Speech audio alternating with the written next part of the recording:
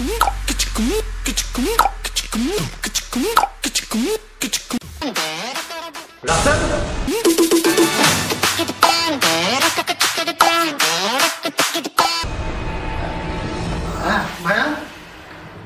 শিলা, ছি ছি ছি ছি, কি হচ্ছে এগুলো?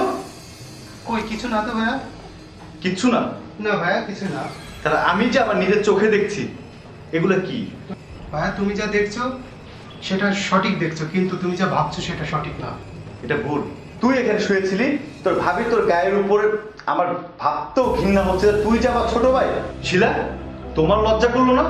ছোট ভাই তোমার, যাকে তুমি ছোট থেকে লালন পালন করে বড় করেছো, তার সঙ্গে তুমি বিছানার মধ্যে এগুলো দেখছো ভাবি? বলেছিলাম। তুমি চুপ থাকো।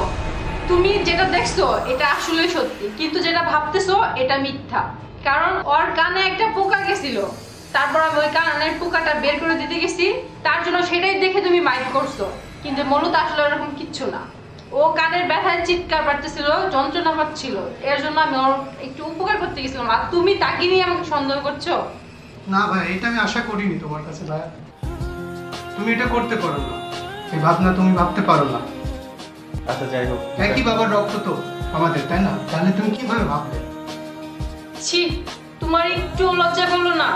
যাকে নাকি আমি ছোটবেলা থেকে লালন পালন করে বড় করলাম, তাকে নিয়ে তুমি আমাকে সন্দেহ করছো? ছি ছি ছি, আমার ভাবতে ঘেন্না হচ্ছে যে তুমি আমার স্বামী। আসলে সরি রাসেল, হ্যাঁ আমি বাইরে সবসময় কাজে থাকি, তোকে যখনই বলি তুই বাজারে যা, তখনই বলিস যে আমার শরীরটা খারাপ। সারাটা দিন তুই বাসায় বসে থাকিস, আর তোর ভাবিও তো বাসায় থাকে। দুজনে একসাথে এইভাবে বাসায় থাকলে ফাঁকা বাড়িতে অনেক মানুষ অনেক ধরনের কথা বলে। আর আমি যেভাবে তোদেরকে দেখেছি বিছানায়, আমি কেন, পৃথিবীর প্রত্যেকটা ছেলেই এই অবস্থা দেখলে নেগেটিভ কিছু ভাববে। তারপর বড় হতে কাছে ক্ষমা চাচ্ছে, আমাকে ক্ষমা করে দিস। না ভাইয়া, কেন তুমি ক্ষমা চাইবে কেন? তুমি ক্ষমা চাও তো, এটা ভুল হয়েছে, সমস্যা নেই ভাইয়া। দেখ, তুই বললি না যে আমাদের শরীরে একই বাবার রক্ত? হ্যাঁ, আমাদের শরীরে একই বাবার রক্ত।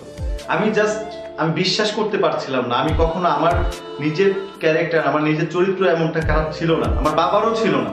তা তোর কিসের জন্য হবে? আসলে আমি একটু ভুল ভেবে ফেলেছি। আর শিলা, তুমি ঠিকই বলেছো, অনেক বছর ধরে সংসার করছি আমরা।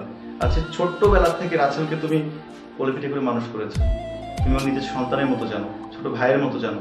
তুমি কেন ওর সঙ্গে খারাপ কিছু করবে? আমারই ভুল হয়েছে, তুমি আমাকে ক্ষমা করে দিও, ঠিক আছে? না না, তুমি ক্ষমা চাচ্ছ কেন? আসলে এটা একটা ভুল বোঝাবুঝি। আচ্ছা যাই হোক, তুমি এক কাজ করো, তুমি টেবিলে খাবার করো। আর রাসেল, যা তুই ফ্রেশ হয়ে নে, আমরা একসঙ্গে খাওয়া দাওয়া করবো। এই শিলা, যাও তুমি টেবিলে খাবার ইয়ে করো। আচ্ছা ঠিক আছে, তোমরা দুজন আসো, আমি খাবার রেডি করি। আচ্ছা যাও। ঠিক আছে। আচ্ছা ওকে।